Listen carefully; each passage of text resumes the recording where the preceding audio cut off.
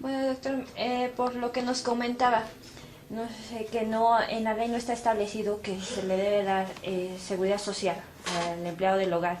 ¿El contrato tiene que ser escrito o puede ser mediante palabra?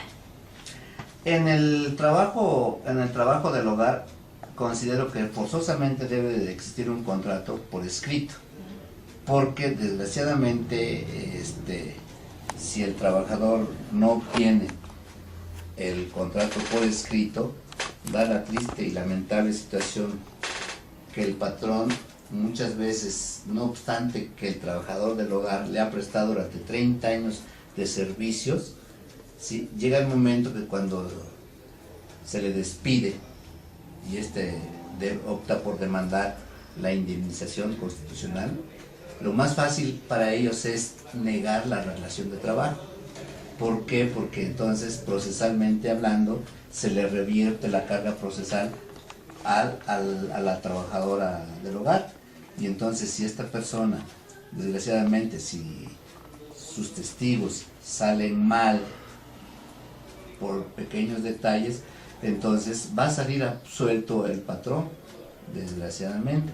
Entonces, a mi considerar, es necesario que por lo menos, ya que no cuentan con inscripción ante el Instituto Mexicano del Seguro Social, por lo menos debe de existir el contrato por escrito, para que así, el día que suceda alguna cuestión como es el despido, el trabajador puede demostrar la relación de trabajo que existió entre ella y el patrón, ya que, repito, actualmente, como está contemplado en la ley, es de que si el patrón niega, lo que es muy común y muy fácil para el patrón es negar la relación de trabajo, ¿sí?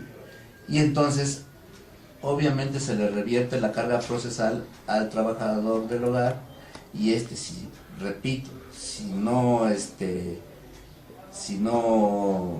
llevan a efecto los testigos en la forma establecida en la ley para su desahogo, obviamente que van a perder el juicio. Y el patrón sale muy avante, muy contento, muy feliz, porque no pagó nada de indemnización, ¿sí? No obstante los 30 o 33 años, como tengo juicios allí en el archivo, ¿verdad? De que lo más común para ellos y más fácil es negar la relación de trabajo. Por eso insisto en que, ya que no se cuenta con la inscripción ante el IMSS, ante el Seguro Social, que esto debería de ser obligatorio, ¿sí? Por lo menos debe de existir un contrato por escrito, ¿sí? Para que así por lo menos se logre alguna indemnización el trabajador del hogar cuando haya despidos, que esto es muy común, muy práctico, se podría decir, en la actualidad. Sí, finalmente digo, es una lamentable historia el que los patrones pues se deshagan así tan fácil de alguien que les sirvió de alguna manera por cierto tiempo y que finalmente pues no se les dio sus derechos, más bien no se les respetó sus derechos y no se les dio por tanto sus prestaciones, ¿no? Ahora, en este sentido, ¿qué pasa con las agencias de servicios domésticos que finalmente son outsourcing? Desgraciadamente para muchos o para muchas empresas que se dedican a la intermediación, como es hace poquito tuve la oportunidad de estar pues platicando, me hicieron una invitación en Canal 11 y ahí llegó una empresa que se dedica a la contratación de trabajadores del hogar. Desgraciadamente sus representantes pues no lograron entender esto de que al haber una intermediación como son las empresas que se dedican a la contratación, pues son outsourcing. Cuestión esta del outsourcing es de que obtienen una cantidad de dinero, o sea, un pago por el enganche, por la contratación que hacen ellos en acomodarlos, como dijo la representante legal, que no recuerdo la empresa, dijo, es que yo cobro honorarios. Bueno, pues por no decir, le estoy cobrando un porcentaje, una cantidad de dinero, ¿sí? Tanto a la trabajadora del hogar como a la empresa, o perdón, al patrón que es donde los va a colocar. Entonces está cobrando por los dos lados, ¿sí? Entonces yo no considero que no exista outsourcing en la forma como lo plantearon ellos o como lo plantean las empresas de que se dedican a la contratación, de que dicen, no, yo cobro por honorarios y le cobro al patrón. Cuestión esta que no es cierto, porque al haber, jurídicamente, como está contemplado en la Ley Federal del Trabajo, que dice que la intermediación, ¿sí?, es aquella persona que se dedica, ¿sí?, a la contratación de una persona, de un trabajador, para prestarle los servicios a otro. Hay intermediarismo. Entonces, jurídicamente sí es outsourcing, ¿no? Hay outsourcing, ¿sí? ¿Y qué es el outsourcing? Pues es, como repito, es la intermediación, ¿sí? Afortunadamente, donde fue creada esta forma de intermediarismo fue en Europa, que se le denominó outsourcing, sí, que se encarga al intermediarismo, como diríamos aquí en México, es intermediario, como está contemplado en la Ley Federal del Trabajo, que afortunadamente los legisladores, creadores de esta ley, sí, y del artículo 123, efectivamente, yo los admiro porque en verdad se preocuparon por la clase trabajadora y cómo le hicieron para prever todo este tipo de cuestiones que iba a suceder después o más bien durante estos 100 años, ¿no? O sea, se preocuparon en de qué forma podrían los patrones liberarse de las obligaciones, de la responsabilidad que tenían con sus trabajadores. Entonces, repito, esta cuestión del outsourcing se dio o tuvo su origen en Europa. Pero allá en esos países europeos, pues obviamente de que allí es otro nivel de cultura. Desgraciadamente aquí en México, pues hay muchos intermediarios que se denominan outsourcing, pero van con el único fin de lucrar. Tiene por fin el lucrar en perjuicio de los trabajadores, ¿sí? Porque todas esas prestaciones a que tenían derecho los trabajadores, no solamente hablemos de las agencias de contratación, como lo estamos hablando aquí en relación a las trabajadoras del hogar, también existen outsourcing en empresas grandes y transnacionales, ¿no? ¿Y por qué digo que es una cuestión de lucro? ¿Por qué? Porque en la mayoría de las empresas que se dedican al outsourcing, sí, estas les quitan prestaciones a los trabajadores, porque, digamos, si un trabajador, como en el caso de los bancos,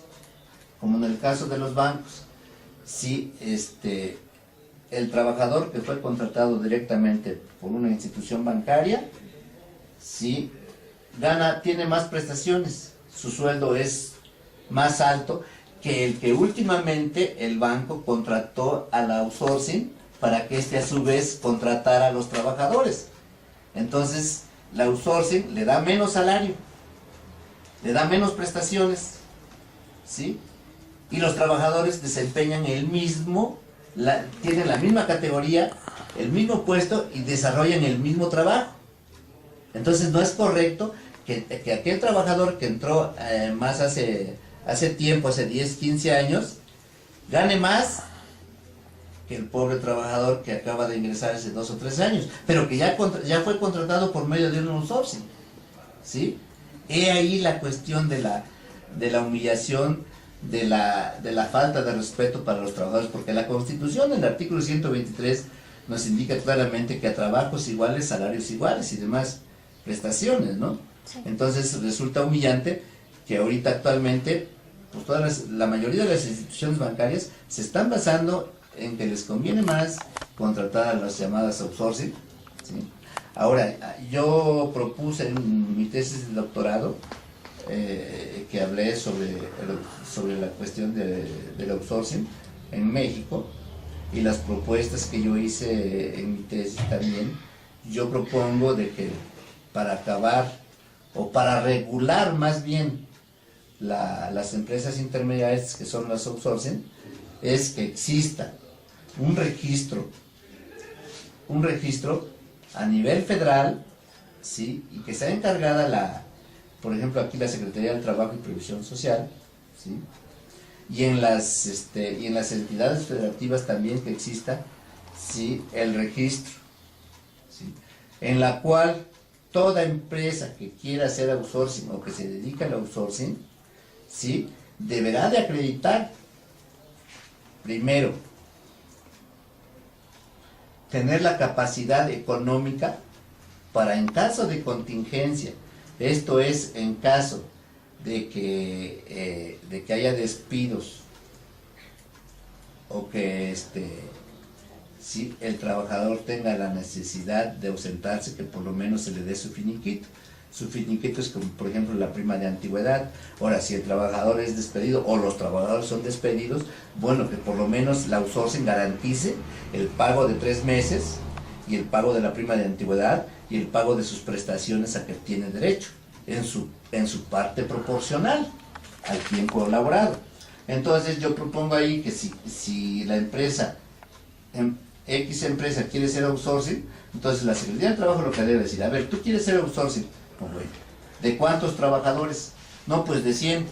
Ah, bueno, me tienes que acreditar que tienes capacidad económica para, en caso de contingencia, ¿sí?, indemnizar a esos 100 trabajadores. Y si yo digo, bueno, es que quiero hacer outsourcing de 1000 trabajadores, entonces la Secretaría del Trabajo debe de decir, sí, nada más que acredítame que tienes capacidad económica para, en caso de contingencia, tú puedas indemnizar a esos 1000 trabajadores con 3 meses de indemnización, pago de la prima de antigüedad, que habla el artículo 162, y las partes proporcionales a que tengan derecho de las prestaciones, como es aguinaldo, vacaciones, prima vacacional, bonos de productividad, en general todas aquellas prestaciones que tenga asignado el trabajador. Sí, ya que si no se acredita si no se acredita que tengo medios económicos suficientes, pues que se me niegue el permiso, que se me niegue el registro, ¿sí? Ese registro debe de salir publicado en una lista en donde diga tantas empresas, y estas empresas sí cuentan con capacidad económica para poder contratar o funcionar o trabajar como outsourcing.